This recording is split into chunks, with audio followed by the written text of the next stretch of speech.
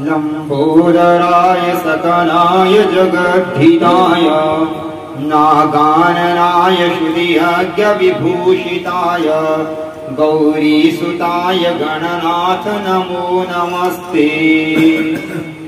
विश्वं दर्पण दृश्यमान नगरी तुल्यं निजान्तर्गतं पश्यन्नात्मनि मायया बहिर्भूतं यथा निद्रया यस्साक्षात् कुरुते प्रबोध समये स्वात्मानमेवाद्वयम् तस्मै श्री गुरुमूर्तये नमः इदं श्री दक्षिणामूर्तये।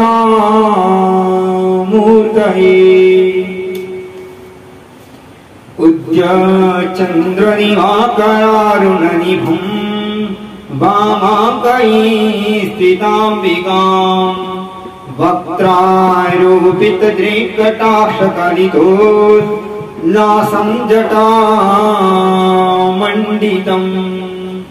दौर्भिकार्मुकपाशबाणसस्रणिं बिभ्राणमेन्दुकरा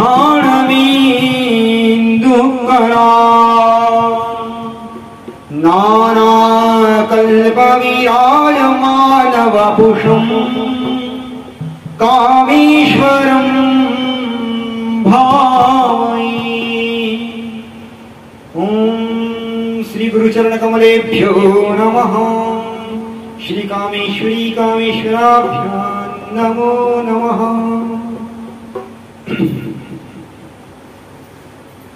श्री राम जय राम जय जय राम। श्री राम जय राम जय जय राम। श्री राम जय राम जय जय राम।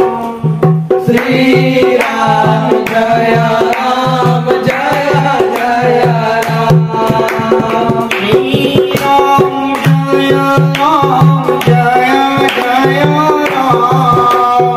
श्री राम जय राम जय जय राम। श्री राम जय राम जय जय राम। श्री राम जय राम जय जय राम। श्री राम जय राम जय जय राम।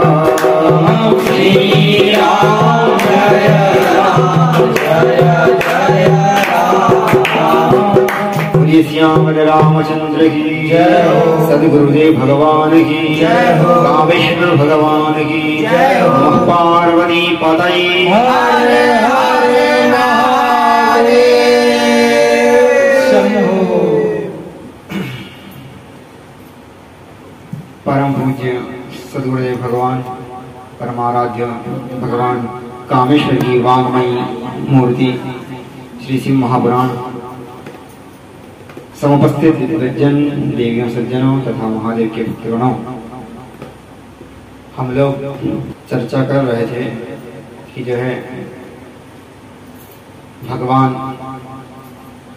देवाधिदेव महादेव की जो है प्राप्ति का उपाय, उसके अंतर्गत भगवान का पूजन विग्रह वो सब देखें।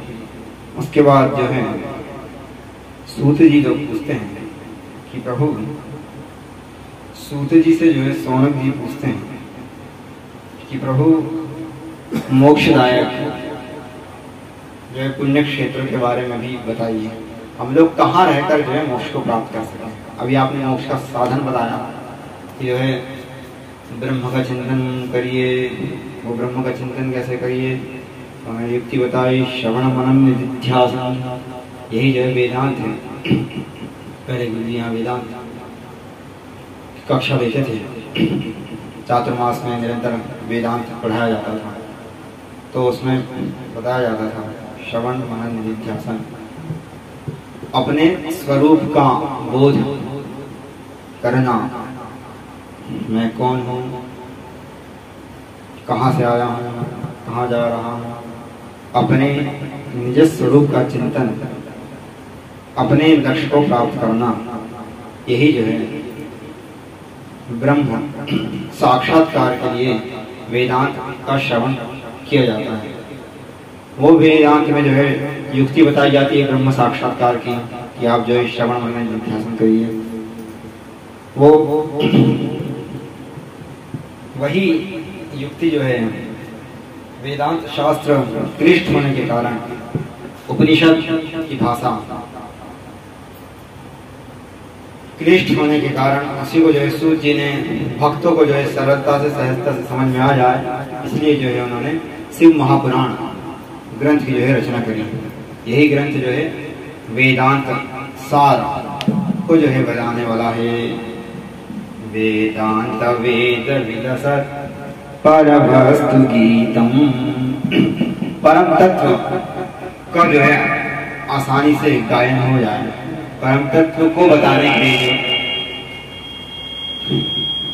परम तत्व को बताने के लिए जो है इस शास्त्र की उन्होंने रचना की। तो जो वहां पर श्रवण मनन निधिध्यासन की युक्ति थी, वही यहाँ पर उन्होंने जो है श्रवण कीर्तन और जो है मनन को ले लिया। अब श्रवण कीर्तन मनन कैसे करना है, इसके विषय में हम लोगों ने चर्चा करें, और वो जो है परम ब्रह्म परम तत्व की प्राप्ति के विषय में जो है हमने अनेक प्रकार से अभी तक वो बताते रहे। तीनों युक्ति बताई, फिर उसके बाद उन्होंने कहा कि अगर महाराज हम इस विधि को लेकर मुक्ति को प्राप्त नहीं कर पाए, मोक्ष नहीं प्राप्त कर पाए, या ये विधि कठिन है, तो और दूसरी विधि बताइए। तो फिर उन्होंने कहा कि जो है आप पूजन की पद्धति पकड़िए और जो है भगवान देवादिदेव महादेव का जो है पूजन करिए। फिर पूजन किस प्रकार से होगा, तो वो भी जो है 2 रूप पूजन के बताया आपको। उस पूजन का फिर आप भगवान का विग्रह आप कैसे ध्यान करेंगे, तो उन्होंने जो है सगुण और निर्गुण दोनों ध्यान बताया। सगुण में हम लोग कल तक चर्चा कर रहे थे सगुण ध्यान की, और निर्गुण ध्यान में भी जो है सबसे आसान अभी आप सब लोग जो बोलते थे रुद्राष्टकम, रुद्राष्टक का जो है चिंतन कर लेना चाहिए। निजम निर्गुणम निर्विकल्पम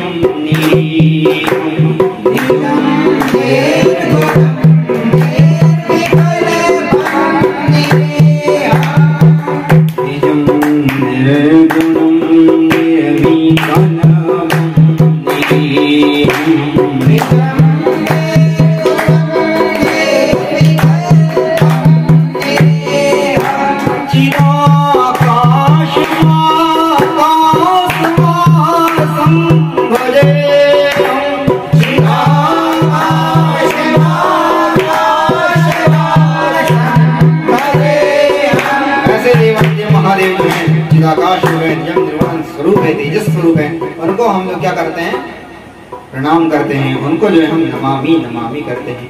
नमामि शमीशान निरवाण तुम, नमामि शमीशान निरवाण।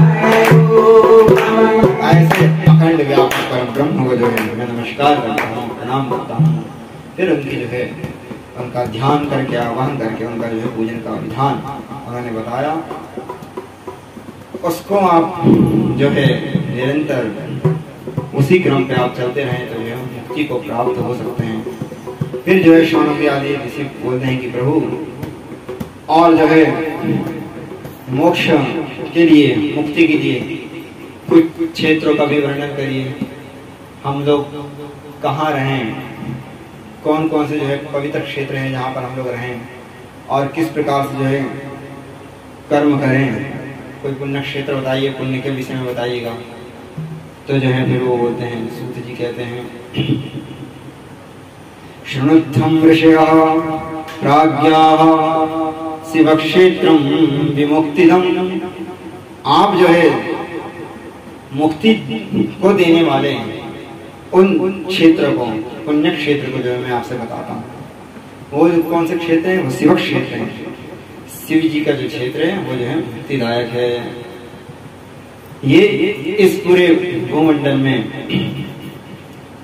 50 कोटि विस्तीर्णा सशैल वन कानना, 50 करोड़ योजन में जो है पर्वत वन कानन का विकास है इस भूमंडल में, पृथ्वी में। इतने बड़े विराट पृथ्वी पर जो क्षेत्र जहां आपकी मुक्ति होगी वो क्षेत्र जो है शिव क्षेत्र है। उन शिव क्षेत्र, उन क्षेत्र जहां से आपको पुण्य मुक्ति होगी, उसमें से इतने विराट क्षेत्र में से कुछ क्षेत्र हैं जहां पर यदि आप रहेंगे तो आपको जो है मुक्ति प्रदान होगी। तो बोलते हैं कि महाराज शिवाज्ञया हि पृथ्वी लोकं धृत्वा च तिष्ठति। उन जो है पुण्य क्षेत्र को, शिव क्षेत्र को जो है पृथ्वी धारण करी हुई है। वस्तुतः पृथ्वी में सब कुछ है, समुद्र है, बड़े बड़े जंगल हैं, पर्वत है, गिरी कंदर है, सब है, परंतु शिव का क्षेत्र भी जो है ऐसे क्षेत्र है जहां पर जो है आपको पुण्य की प्राप्ति होगी। तो महाराज केवल शिव के जो क्षेत्र है जहां पर देवालय हो, शिव जी का वास हो, वहीं पर केवल मुक्ति प्राप्त हुई क्या? पुण्य क्षेत्र, तीर्थ क्षेत्र क्या है? जहां जहां पर मंदिर है क्या वही तीर्थ क्षेत्र हैं? जहां जहां पर गंगा हो, गोदावरी हो, नर्मदा हो, सिंधु हो, कावेरी हो, सोनभद्रा हो, ये जो नदियां हैं क्या वहीं पर जो है तीर्थ क्षेत्र है? बोले हाँ, तत्र तत्र शिव क्षेत्रम तत्र तत्र निवासिनम, तत्र तत्र शिव क्षेत्रम तत्र तत्र निवासिनां मोक्षार्थं कृपया देवः क्षेत्रं कल्पितवान प्रभु। बोले भगवान शिव जो है कुछ क्षेत्रों पर अपने साधकों को मुक्ति देने के लिए वहां पर जो है वास करते हैं। महादेव, देवादेव महादेव जो है, उसमें से एक सबसे प्रसिद्ध क्षेत्र जो है काशी। काशी जो है जो प्रसिद्ध है, वहाँ स्मशान कहा जाता है उसको। जो भी काशी में मरता है तो उसकी जो है निश्चित रूप से मुक्ति होती है। काशी मरत जंतु अवलोकी जासु नाम बल करऊं विशोकी। काशी मरने मात्र से जो है मुक्ति की प्राप्ति होती है। तो भगवान देवादेव महादेव कहते हैं काशी क्षेत्र में रहे, परंतु अकेला काशी क्षेत्र है, और भी क्षेत्र है जहाँ जहाँ पर जो है महादेव के स्वयं शिवलिंग हो, जहाँ पे देवालय हो, और जहाँ का महादेव जो है तीर्थ क्षेत्र हो, उनको भी जो है मुक्ति क्षेत्र माना है। और सबसे बड़ी बात वो ये बोल रहे हैं कि अगर केवल जहाँ देवालय हो, जो गंगा आदि तीर्थ हो, वो ही नहीं, जहाँ जहाँ पर जो है संत महात्मा ऋषिगण भक्तों पर अनुग्रह करने के लिए निवास करने लगे तो वो भी जो है तीर्थ क्षेत्र है। कैसे? परिग्रहात् ऋषीणां च देवानां च परिग्रहात् स्वयंभूतान् यथा यथान्यानि लोकरक्षार्थमेव हि। लोक कल्याण की रक्षा से जो बड़े बड़े संत महात्मा देवता ऋषिगण जिस क्षेत्र पे अनुग्रह करने के लिए वास करने लगे तो वो भी क्षेत्र जो है तीर्थ क्षेत्र है। उदाहरण के लिए जहाँ पर अभी आप विराजमान हैं यही तीर्थ क्षेत्र है, इसलिए इसको क्या कहा जाता है? परमहंसी गंगा तीर्थ क्षेत्र। बोलिए परमहंसी गंगा तीर्थ क्षेत्र की क्यों? क्योंकि इसमें भी जो है एक अवतारी महापुरुष 8,500 साल के बाद, आदि शंकराचार्य जी के बाद, ऐसे महापुरुष पीठक गए शंकराचार्य जी गुरुदेव भगवान अवतार देकर यहाँ पर उन्होंने तपस्या करी। 90 वर्ष तक यहाँ पर तपस्या करी और उनको यहाँ पर जो है अनेक परमहंसों का दर्शन हुआ यहाँ पर। फिर उसके बाद उन्होंने जो है अपने हाथ से खोद कर जो है गंगा जी को प्रकट किया। अब आप सोच लीजिए कि आपको जल निकालना है तो आपको जो है गेदी फाड़ों से निकलेगा नहीं, गड्ढा खोदने से। फिर उसके बाद आप 100 फीट भी जो है गड्ढा हो रहा तो पानी नहीं निकलता है। 200 फीट के लिए 1 लाख की मशीन लगती है, तब जाके पानी निकल जाए तो वो भी भगवत कृपा है। पर यहाँ पर पूज्य गुरुदेव ने केवल 2 ही बार जो है ऐसा करा है, 2 ही हाथ खोले पानी ये कितना बड़ा तीर्थ क्षेत्र है, इसलिए इसका नाम जो है परमहंसी गंगा तीर्थ क्षेत्र कहा गया। यहाँ पर पूज्य गुरुदेव को परमहंसों का दर्शन हुआ। अभी भी जो है रात पर जो है सूक्ष्म रूप से जो है वो विचरण करते हैं। अब आप कहें महाराज हम तो यहाँ बात करते हैं, हमको कभी दिखते नहीं है। तो बात ये है कि हर किसी के पास जो है वैसी दृष्टि होना चाहिए। जब जैसी आपकी दृष्टि होगी वो भी निश्चित रूप से आपको दिखाई देंगे, दर्शन होगा। आप ये देख लीजिए कि आप भौतिक जगत में जो है इस हाथ पर जो है अभी कीटाणु है, पर आपको दिखाई दे रहा है। इसको देखने के लिए क्या चाहिए? सूक्ष्मदर्शी यंत्र। एक लौकिक जगत में छोटे छोटे कीटाणु आपको अपनी आंखों से दिख नहीं पा रहे हैं, उसके लिए आपको लाइसेंस लग रहा है। और वो परम दिव्य शक्तियां कहां से दिख जाएगी? उनको देखने के लिए आपको जो है दिव्य दृष्टि की आवश्यकता है। और दिव्य दृष्टि जो है आपका तप का बल बढ़ेगा, और जब देव कृपा गुरु कृपा होगी तो वो जो है आपको दर्शन देंगे। यहीं पर गीता में जो है भगवान श्री कृष्ण ने अर्जुन से कहा, अर्जुन बोले महाराज हमको जो है अपना दिव्य स्वरूप दिखाओ।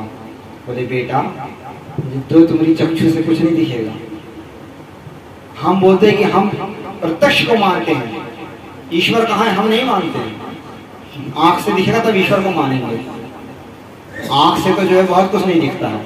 आंख से तो वायु भी नहीं दिखती है, आंख से तो दही में पड़े हुए कीड़े भी नहीं दिखाई देते, और इनको आप चोचक रोचक से खाते हैं, तो क्या वो नहीं है? आंख से आप देखने को कहते हैं कि हम जो प्रत्यक्ष दिखता है उसको मानते हैं, परंतु प्रत्यक्ष से जो ऐसा बहुत कुछ है जो नहीं दिखता है।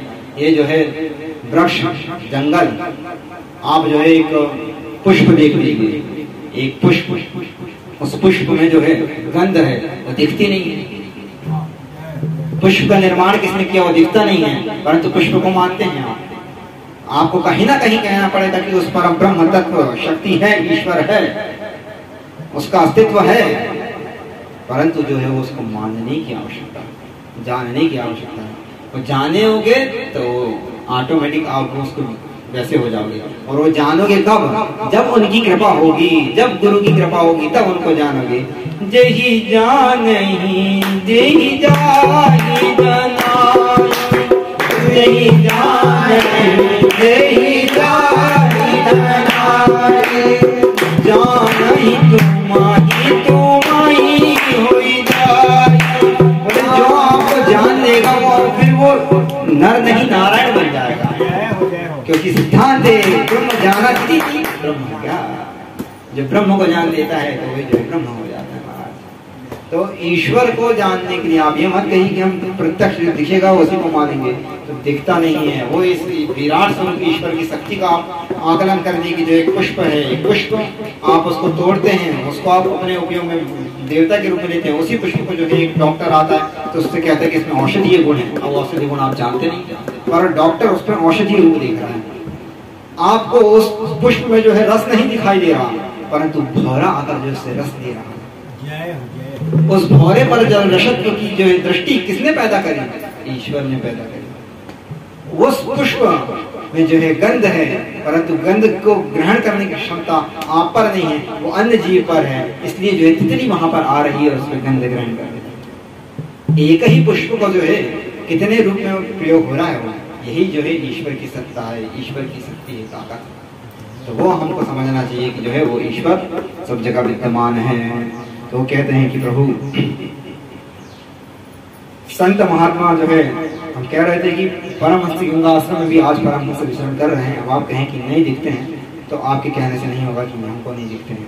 इसी का उदाहरण हम दिया कथा मूल ये थी कि प्रत्यक्ष रूप से आप पे अगर जो है दिव्य दृष्टि प्राप्त हो जाएगी तो उनका दर्शन आपको भी हो जाएगा। ददामि दिव्य योग दृष्टि। जब वो भगवान श्री कृष्ण को, भगवान श्री कृष्ण चाहते थे कि अर्जुन मेरे को देख ले, तब जो है उसके अनुग्रह से उसको जो है सूक्ष्म दृष्टि, उसको दिव्य दृष्टि प्रदान करी, तब जो है अर्जुन जो है श्री कृष्ण का दर्शन कर सका। और ये कब हुआ? जब उसने अपने को शरणागत हो गया। अगर आपका अभिमान रहेगा तो आप कभी नहीं हो पाएंगे। आप गुरु का पूजन करने से मत समझिए कि गुरु के अनुग्रह आप पर हो रहा है। जब तक आप जो है मनसा वाचा कर्मणा गुरु की शरणागत नहीं हो पाएंगे तब तक उनका अनुग्रह नहीं होगा। जो है वहां पर अर्जुन पहले जो है अपने गुरु की, भगवान श्री कृष्ण की जो है शरणागति लेता है। वो बोलता है कि महाराज हम आपके शरणागत हैं और हम आप से ही जो है अनुशासित रहना चाहते हैं। जब उनसे अनुशासित हुआ तब जो है उन्होंने उसके ऊपर अनुग्रह किया और फिर उन्होंने अपनी दिव्य दृष्टि प्रदान करा। उससे जो है उसको अर्जुन को जो है विराट स्वरूप का दर्शन हुआ। तो भगवान की कृपा होगी तब हम उनको देख पाएंगे। तो यहाँ पर वो बोले कि तीर्थ क्षेत्र जहाँ शिव जी निवास करें, एक वो तो तीर्थ क्षेत्र मुक्तिदायक क्षेत्र है ही, दूसरा तीर्थ क्षेत्र वह है जहाँ पर संत महात्मा निवास करें, अनुग्रह करके जिस स्थान पर वास करने लगे वो भी जो है तीर्थ क्षेत्र है। परिग्रह ऋषीणां च देवानां च परिग्रहात्, वो लोग अपनी उस क्षेत्र पर अनुग्रह करने के लिए वहां पर निवास करने लगे तो वह क्षेत्र जो है तीर्थ क्षेत्र हो जाता है। ऐसे ही तीर्थ क्षेत्र में आप क्या करिए, सदा वास करिए। तीर्थ क्षेत्र में आप वास करिए, भगवान का भजन पूजन जब तब करिए। और तीर्थ क्षेत्र पर ध्यान रखिए, क्या करना है आपको, तीर्थ क्षेत्र में जाकर क्या नहीं करना चाहिए, तीर्थ क्षेत्र में जाकर क्या करना चाहिए। शिव महापुराण कर रही है कि तीर्थ क्षेत्र अगर आप आए, किसी संत महात्माओं के आश्रम जाएं, गंगा गोदावरी नर्मदा जाएं तो क्या करना है, तीर्थ क्षेत्रे सदा कार्यम स्नान दान जपादिकम् अन्यथा रोग दारिद्र्य मूकत्वाद्याप्नुयातः मूकत्वाद्याप्नुयानरः। अरे प्रभु, आप जो है अगर तीर्थ क्षेत्र में जाएं तो जो है वहां पर स्नान करें, दान करें और जाप करें। अगर आप तीर्थ क्षेत्र में संत महात्माओं के पास, किसी भी ऋषिगणों के पास या नदी के पास जाते हैं तो वहां पर स्नान करिए, जाप करिए, दान पुण्य करिए, वहां पर संत महात्माओं की जो है ब्राह्मणों की सेवा करिए। ये तीर्थ क्षेत्र में जाकर करिए।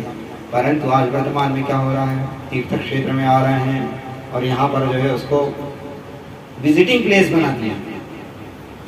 ये पर्यटक नहीं है। पर्यटक में और तीर्थ क्षेत्र में अंतर होता है।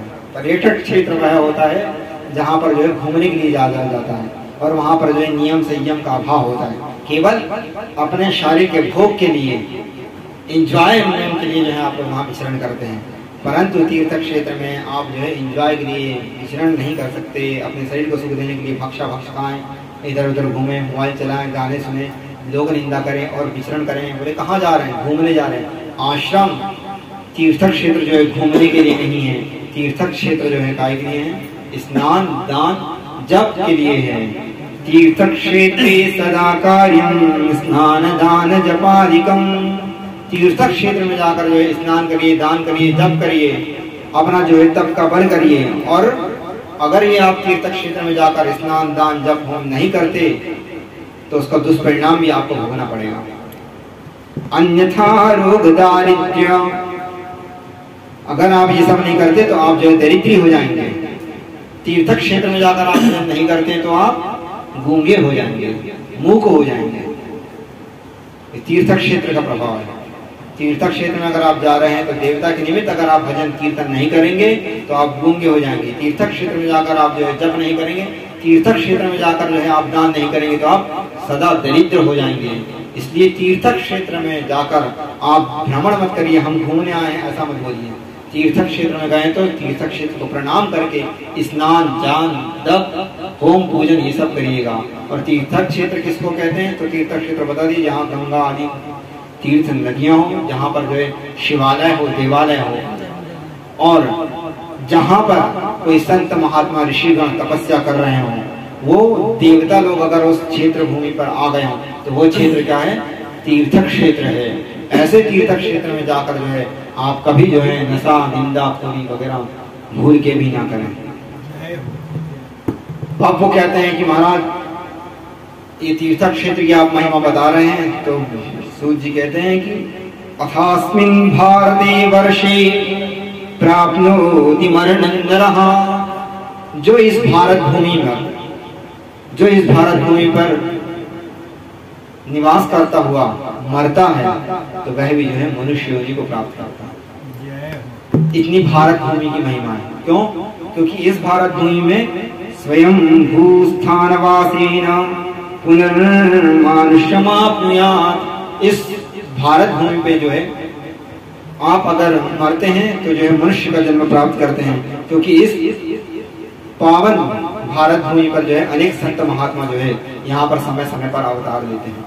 अब कुछ लोग जो है भारत भूमि को छोड़कर अन्य भूमि पर जाकर जो है जब तब खून दान कर रहे हैं या वहां पर निवास कर रहे हैं, तो वहां पर निवास करने से जो है आपको जो है महाराज मनुष्य योनि भी प्राप्त हो जाएगी, तो यह भी नहीं मानना चाहिए।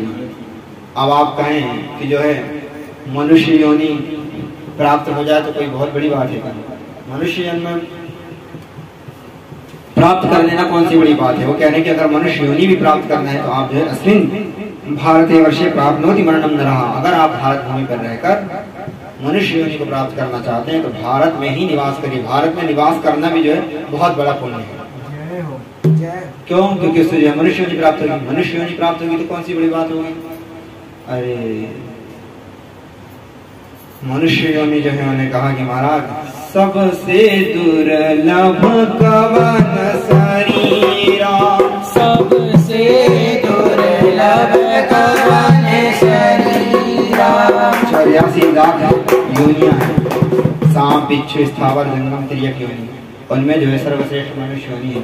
एक गरुड़ जी जो है काकभूषण जी से पूछते हैं कि महाराज सर्वश्रेष्ठ जो है योनि कौन सी है, तो वो बोलते हैं कि महाराज सबसे जो है श्रेष्ठ योनि कौन सी है, तो वो कहते हैं नरतन नहीं, नरतन सम नहीं कवने उदे, नरतन नहीं सम कवने उदे। क्यों? नर के समान जो है दूसरी श्रेष्ठ योनि क्यों नहीं है? क्योंकि जो है प्रत्येक जीव जो है इसको चाहता है जीव जराचर जाचर योनि, प्रत्येक जीव इस संसार का जो है वो इस योनि को प्राप्त करना चाहता है। क्यों?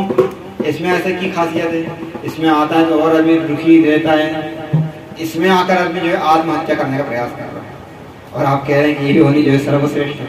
इसमें आकर आदमी जो है ध्यान हरण कर रहा है, आदमी जो है नाना प्रकार का जो है कुकर्म कर रहा है, कृत्य कर रहा है, और आप कह रहे हैं कि ये योनि जो है सर्वश्रेष्ठ है। आदमी इस योनि में आने के बाद जो है दुखी होता है और आप कह रहे हैं कि ये योनि सर्वश्रेष्ठ है। तो वो इसीलिए वो कहते हैं कि ये योनि सर्वश्रेष्ठ है क्योंकि जो है ज्ञान वैराग भक्ति सुख दे, ज्ञान वैराग भक्ति सुख दे।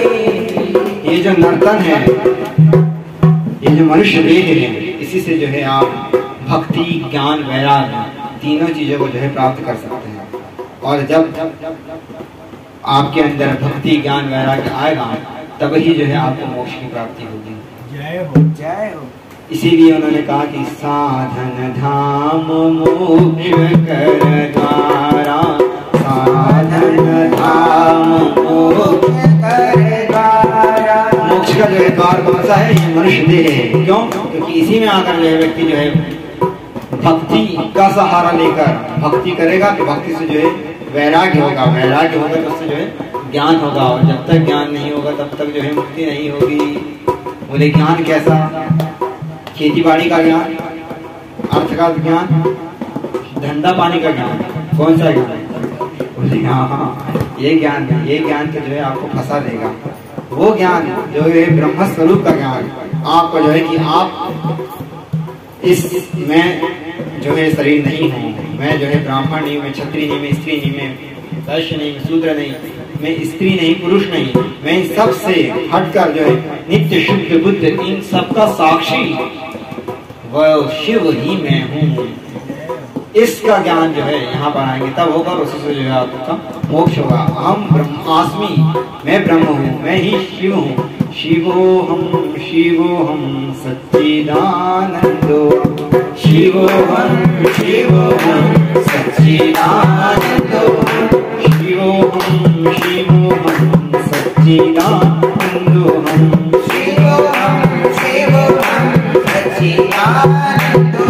ये जो शिवोहम सच्चिदानंद स्वरूप अहम ब्रह्मास्मि जो वेद का महावाक्य है कि तुम ही ब्रह्म हो, तुम ही शिव हो, वो उसका ज्ञान जो है कब होगा? जब आप भक्ति करेंगे, ईश्वर की महान भक्ति करेंगे तो उनसे आपको जो है ज्ञान उत्पन्न होगा। और जब ज्ञान उत्पन्न हो जाएगा तो जो है आप इस संसार चक्र से छूट जाएंगे। तो उसकी संसार चक्र से छूटने का मात्र उपाय क्या है? ये नर, ये मनुष्य देह है। इसीलिए जो है काकभूषण जी जो है गरुड़ जी को कहते हैं कि सबसे उत्तम जो है योनि जो है मनुष्य देह है। तो इस मनुष्य देह में आकर आप जो है भगवान का भजन पूजन कीर्तन करिए और जो है पुण्य क्षेत्र में जो है आप वास करिए। अगर आप जो है भजन पूजन कीर्तन नहीं भी कर रहे हैं तो मंदिर में, देवालय में, शिव के सानिध्य में भी वास करें तो भी जो है आपकी मुक्ति प्राप्त होगी। इसलिए वो कह रहे हैं क्षेत्रे पापस्य कर्मं दृढ़ं भवति भूसराः पुण्य क्षेत्रे निवासे पापमनवपि नाचरेत्। आप जो है संकल्प लीजिए कि हमारे जितने अंदर हमने कुछ अपराध कर दिया हो, कुछ पाप कर दिया हो, कुछ गलती हो गई हो, तो वो सब को नष्ट करने के लिए हम जो है किसी पुण्य क्षेत्र पे जाकर वास करेंगे। इतना संकल्प करने मात्र से जो है पाप आपके आधे हो जाएंगे। और आप संकल्प पूर्वक श्रद्धा के साथ, नियम संयम के साथ जो है आप पुण्य क्षेत्र, तीर्थ क्षेत्र में वास करेंगे तो निश्चित रूप से जो है आपके पापों का नाश होगा और जो है पुण्यों का उदय होगा। तो बोले पुण्य क्षेत्र कौन से हैं? तो बोले सरस्वती नदी पुण्या प्रोक्ता षष्ठी मुखा तथा। बोले जो है सरस्वती नदी है, गंगा है, गोदावरी है, नर्मदा है। ये जो तीर्थ क्षेत्र है, जितने भी भगवती जो गंगा, नर्मदा आदि जो तीर्थ क्षेत्र, जो गंगा नदियां बह रही हैं, वो भी जो है तीर्थ क्षेत्र हैं। अथवा इन नदियों के समीप जो देवालय बने हुए हैं वहीं पर आप निवास करिए, वहीं पर जो है अपना वास करिए। और अगर आप जो है नर्मदा में भी स्नान करते हैं मार्गशीर्ष माह पर, और इस अमुक नक्षत्र में, अमुक तिथि पे सूर्य बृहस्पति हो, धनु राशि में या मार्गशीर्ष पर आप नर्मदा में स्नान करते हैं तो जो है आपको विष्णु लोक की प्राप्ति होती है। नर्मदायां नदी स्नानात् विष्णु लोकमवाप्नुयात् सुवर्ण मुखरी स्नानम चापगे चा गुरौरवौ। इस प्रकार से जो है आप गंगा, नर्मदा आदि जो है तीर्थ क्षेत्र में समय समय के पर्वों पर भी स्नान कर अगर आप वहां पर निवास करते हैं तो भी जो है आपको उस लोक का, शिवलोक, वैकुंठ लोक आदि की जो है लोक प्राप्त होते हैं। और वो कहते हैं पुण्य क्षेत्रे, परंतु आप जब भी आश्रम में किसी तीर्थ क्षेत्र में रहें तो ध्यान रखिए कि आप सब जो है वहां पर दुराचार, पाप आदि ना हो, आप किसी की निंदा ना करें। तीर्थ क्षेत्र में रहें तो बहुत सावधानी पूर्वक तीर्थ क्षेत्र में रहें, क्योंकि आप वैसे ही अपने पाप काटने के लिए और मुक्ति को प्राप्त करने के लिए आप तीर्थ क्षेत्र पर आए हैं। इसलिए वो कहते हैं कि सदाचारेण सद्वृत्त्या सदा भावना सदा भावनया विच। सदाचारण को धारण करते हुए, सदा सत्य का व्रत लेकर, दयालु वसे दयालु प्राज्ञो, दयालु भाव से तथा जो है संत महात्माओं की जो है सभी जीवों की सेवा के भाव से आप जो है वहां पर निवास करिए पुण्य क्षेत्र में, तब तो आपको पुण्य प्राप्त होगा। अथवा अगर आपसे पाप होता है तो वो भी जो है उसका भी फल जो है बहुत बड़ा होगा। तीर्थ क्षेत्रम कृतम पापम, तीर्थ क्षेत्र, अगर तीर्थ क्षेत्र में पाप करते हैं तो वज्रधूपो भविष्यति, जो है वज्र के समान हो जाएगा। अन्य क्षेत्रम कृतम पापम तीर्थ क्षेत्रम विनश्यति, अन्य क्षेत्र में जो अगर आप पाप करते हैं तो उसका नाश तीर्थ क्षेत्र में होगा। तीर्थ क्षेत्र में रहने से जो है वो नष्ट हो जाएगा। और तीर्थ क्षेत्र में अगर आप पाप करते हैं तो वो जो है वज्रधूपो भविष्यति, वो जो है वज्र के समान हो जाएगा। इसलिए जो है आप प्रयास करिए कि आप तीर्थ क्षेत्र में आकर, पुण्य क्षेत्र में आकर इस प्रकार का जो है आचरण ना करें। अब जो है पाप भी जो है 3 प्रकार से होता है, शरीर से, मन से और वाणी से।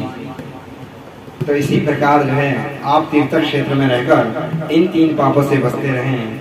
मानसंचा तथा पापम, तादृशं नाशयेत् द्विजः मानसं च तथा पापं तादृशं नाशयेत् द्विजाः मानसं वज्रलोपन्तु कल्पकल्पानुगं तथा।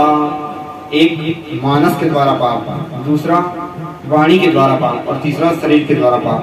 तो अगर मानसिक पाप हो गया तो उसका नष्ट कैसे होगा? तो वो जो कह रहे हैं मानसिक पाप अगर हो गया तो ध्यान के द्वारा नष्ट होगा।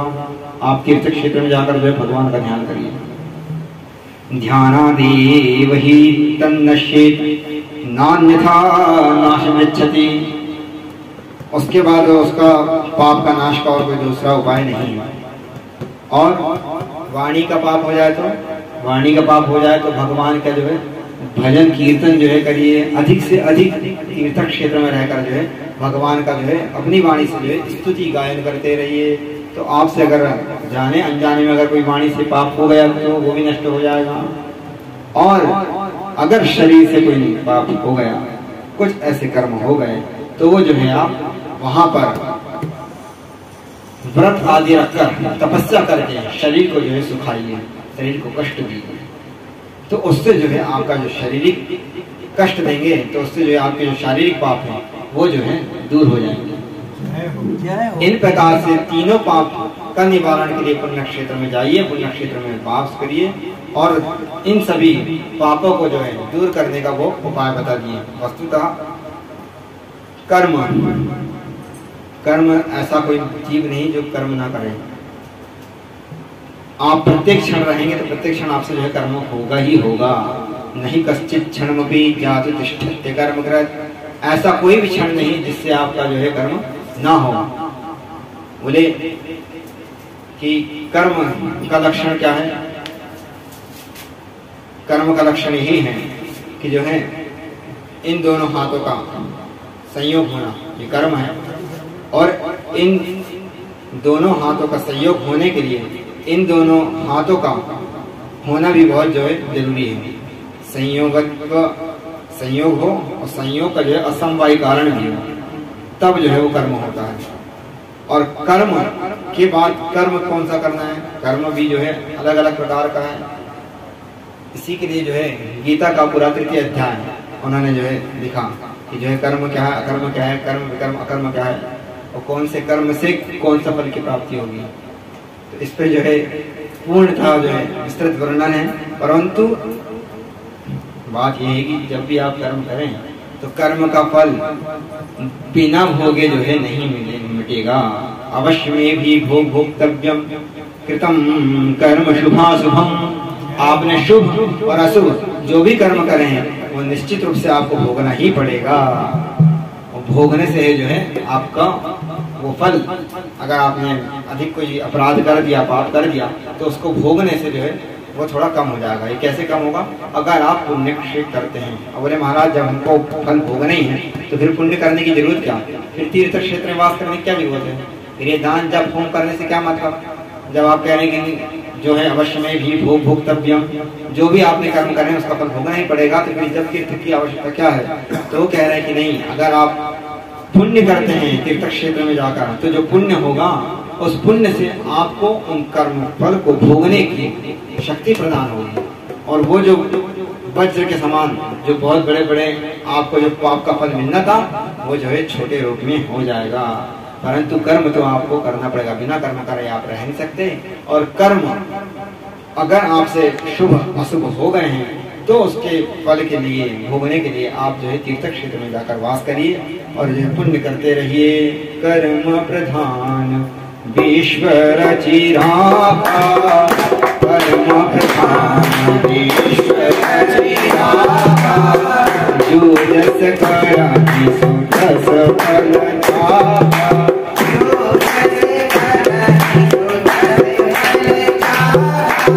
जैसा कर्म करेगा वो वैसा ही फल पाएगा। परंतु ईश्वर की कृपा हो जाएगी, ईश्वर अनुग्रह हो जाएगा। तो अगर आपसे कोई गलती हो गई है तो वो भी जो है वो उस पाप का फल जो है आपको कम कर देंगे। अगर बोले ईश्वर की कृपा हो जाए तो फिर कर्म करने की कोई जरूरत है? बोले नहीं, कर्म तो करना पड़ेगा। कर्म के अनुसार जो है कर्म भी करिए और ईश्वर की कृपा दोनों का होना बहुत जरूरी है। एक छोटा सा उदाहरण देते हैं कि एक बालक हमारे गुरुजी कहते थे कि एक बालक है, परीक्षा में एग्जामिनेशन हॉल में गया और उसको कहा गया कि जो है तुम 2 क्वेश्चन हैं और 2 क्वेश्चन में अगर आप ए करते हैं तो आपको 2 में से 1 करना विकल्प है, तो वो जो है नंबर 10 नंबर ही मिलेगा और एक क्वेश्चन विकल्प में है ये करो अथवा ये करो। तो बालक जो है कहता है कि अब एक का तो कंफर्म है पर उस पर भी संशय है कि बोले ये सही है कि ये सही है। तो हम सोचते हैं कि हम दोनों कर देते हैं, तो वो बेचारा दोनों क्वेश्चन का आंसर लिख देता है। अब उसमें सोचता है कि हे प्रभु, या जो एग्जामिनर है, जो चेक करने वाला है, एग्जामिनर जो केवल लेके रख देगा, जो चेकर है, जो उसको चेक करने वाला है, वो अगर उसकी अनुग्रह हो जाए तो वो बच्चे का देख दे कि एक सही एक गलत है, तो गलत वाले को काट दे और सही वाले को टिक लगा दे और बच्चे को जो है 100 में से 100 मार्क्स दे दे, तो बच्चे का जीवन सफल हो जाएगा। तो बच्चा कर्म तो कर दिया और कर्म का फल उसके हाथ पर है। उसकी अगर दया हो गई, उसका अनुग्रह हो गया, तो जो है बच्चे का जीवन उसके हाथ पर है। इसी प्रकार जो है हम लोग का काम कर्म करने का है। हम लोग धर्म अधर्म सदग्रंथ को जानकर जो है कर्म करें और कर्म करने के बाद उनका फल जो है अपने ईश्वर पर छोड़ दें, भगवान पर छोड़ दें कि आपकी जैसी अनुग्रह हो, जैसा आप कृपा करें वैसा उसका जो है फल दीजिए। हमारा काम केवल जो है कर्म करने का है। इसलिए भगवान ने उसको कहा कर्मण्यवाधिकारस्ते मा फलेषु कदाचन। अर्जुन तुम केवल कर्म करो, कर्म का फल क्या है वो मैं देख लूंगा, वो मेरा फिर अनुग्रह है, वो उसके बाद जो है वो मैं देखूंगा। तो हम लोग को भी जो है अपने कर्मों को जो नित्य हम कर्म कर रहे हैं वो किसके अनुसार करें? धर्म के अनुसार करें। मतो यत्र गच्छन्ति तत्र गच्छन्ति वानराः, शास्त्राणि यत्र गच्छन्ति तत्र गच्छन्ति मानवाः। मानव वही है जो शास्त्र के अनुसार आचरण करे, और जो मनमुखी आचरण करता है वो पशु है, वो मानव है। तो हम लोग को जो है मानव बनना है और मानव के अनुसार शास्त्रानुसार आचरण करना है, कर्म करना है, और उन कर्म को जो है अपने भगवान के चरणार बिंदु में जो है समर्पित करते रहना है, और उन्हीं की शरण में जो है सब हम लोग को चलना है। इसीलिए हम लोग भी जो है महादेव की शरण में चढ़ते हैं, और जो भी हम आज कर्म करें हैं अपने कर्मों को जो है भगवान के या गुरुदेव के चरणों में समर्पित करके हम कहेंगे कि हम आप जो है हमको अपनी शरण में ले लीजिए, और अपने कर्म मुख से भगवान का नाम कीर्तन करते रहें और हाथों से जो है कर्म करते रहें। मुख में हो राम नाम, राम सेवा हाथ में। मुख में हो राम नाम, राम सेवा हाथ में। मुख में हो राम नाम, राम सेवा हाथ में। मुख में हो राम नाम, राम सेवा हाथ में। अकेला नहीं प्यारे राम तेरे साथ में। तू अकेला नहीं प्यारे राम तेरे साथ में। तू अकेला नहीं प्यारे राम तेरे साथ में। तू अकेला नहीं प्यारे राम तेरे साथ में। बाबा एक राम जिसे तू नाता तोड़ दे। नाता एक राम जिसे